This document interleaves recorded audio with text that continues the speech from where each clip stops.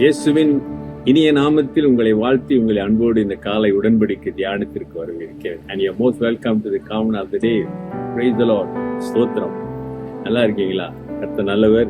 இன்றைக்கு 13 March 2026 Friday, வெள்ளிக்கிழமை.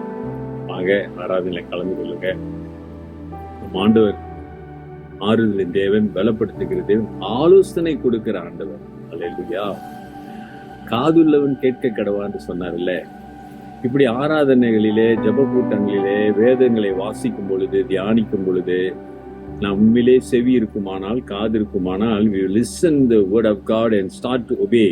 நாம் கீழ்ப்படியும் போது அவருடைய நண்பர்கள் என்று நாம் பார்க்கிறோம். அல்லேலூயா. சரி, இன்னைக்கான வசனத்தை நாம் பார்ப்போம்.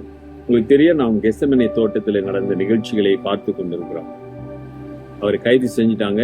இப்ப சீஷர்கள் என்ன செய்கிறார்கள் என்று பார்ப்போம்.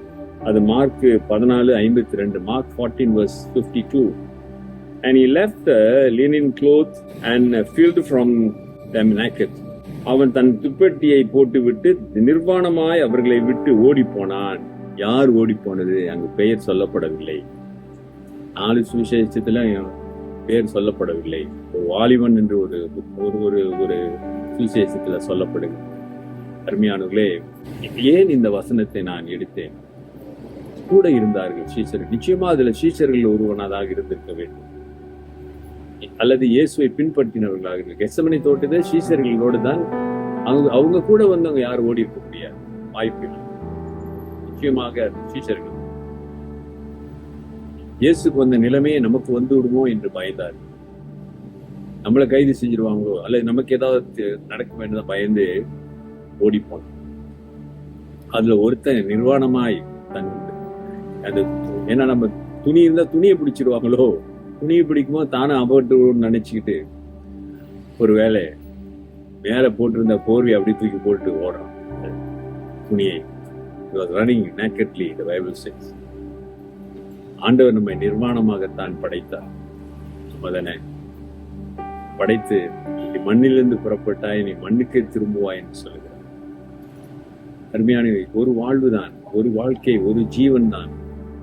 அது கிறிஸ்துவுக்காக நாம் ஒப்பு கொடுக்கும் பொழுது எப்படியாப்பட்ட சூழ்நிலையிலும் நாம் விலக மாட்டோம், ஓட மாட்டோம், பயப்பட மாட்டோம்.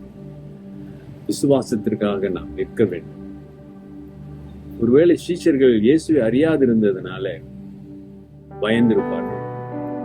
ஆண்டவருடைய பிரசன்னத்தை உணராததுனால, அந்த ரட்சிப்பின் அனுபவத்துக்குள்ளே அவன் வராததுனால, ஏன்னா இது சிலுவைக்கு முன்பு, சிலுவையின் பாடுகள், அதை குறித்தான சிந்தனைகள் அவருக்கு இல்லாததுனால பயந்து ஓடி இருக்கிறார்.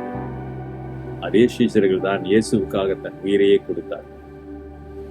ஆமாதார்களே, சித்திரவதை செய்யப்பட்டார்கள், கொலை செய்யப்பட்டார்கள், பயங்கரமான துன்பங்கள் எல்லாம் அவர்களுக்கு இருந்தது. அப்பெல்லாம் மறுதலிக்கலையா தெரிகிறார், ஆண்டவருடைய அன்பை உணர்ந்தார்கள். அருமையான சகோதரனே, சகோதரியே, ஒருவேளை நீ ஆண்டவருடைய அன்பை உணராமல் இருக்கும் போது விலகி போயிருக்கலாம், ஆண்டவருக்கு விரோதமாய் காரியம் செய்திருக்கலாம், தவறு செய்திருக்கலாம், தப்பு செய்திருக்கலாம். ஆண்டவர் எதிர்பார்க்காத காரியங்கள் வாழ்க்கையிலே வந்திருக்கலாம். ஆனா ஆண்டவருடைய அன்பை உணர்ந்த பிறகு, அறிந்த பிறகு நீங்களும் நான் என்ன செய்ய வேண்டும்? அவருக்காக ஓடுவர்களாக, ஆண்டவருக்காக நிற்கிற ஜனமாக, அந்த மகிமை, அந்த பரிசுத்தம்.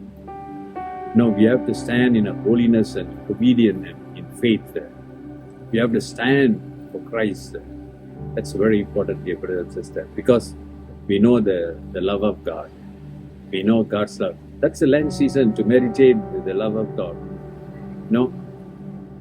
When you start to meditate the cross, you come nearer to Christ, nearer to God. The relationship will be very strong. தியானிக்க உங்களுடைய உறவுகள், ஆண்டவரோடு இருக்கிற உறவுகள் பலப்படும். உங்களை சாட்சியாக இருத்துவார். உங்களை கர்த்தர் பயன்படுத்துவார். ஒப்பு கொடுங்க, கர்த்தர் பெரிய காரியங்களை செய்வார். பரிசுத்தமுள்ள ஆண்டவரே, இந்த காலை வேளைக்காக உம்மை நன்றியோடு துதிக்கிறோம். இந்த அதிகாலையிலே உம்மை தேடுகிற பிள்ளைகளை விசேஷமாய் தாங்கி ஆசீர்வதிங்க. வல்லமை கடந்து போகட்டும். தடைகளை இயேசுவின் நாமத்திலே முறியடிக்கிற கர்த்தாவே, எல்லா துதிகான மகிமை உங்களுக்கு உண்டாகட்டும். கரத்தில் ஒப்பு கொடுக்கிறோம் ஆண்டவரே. நன்றி தகப்பே. இன்றைக்கும் உங்களுடைய பிள்ளை வாழ்க்கையில ஒரு அற்புதம் செய்யுங்க. இயேசுவின் நாமத்தில் ஆமென். ஆண்டவராகிய இயேசுவுடைய கிருபை, பிதாவின் அன்பு, பரிசுத்தாவின் ஐக்கியம் உங்களோடு உங்களை ஆசீர்வதித்து காப்பதாக. என் ஆத்மாவே கர்த்தரை ஸ்தோத்திரி, என் முழு உள்ளமே அவர் பரிசுத்த நாமத்தை ஸ்தோத்திரி.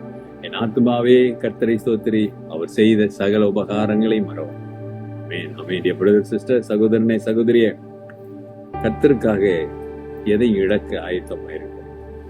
அவர் இரட்டிப்பின் நன்மையாலே உங்களை ஆசீர்வதிப்பார்.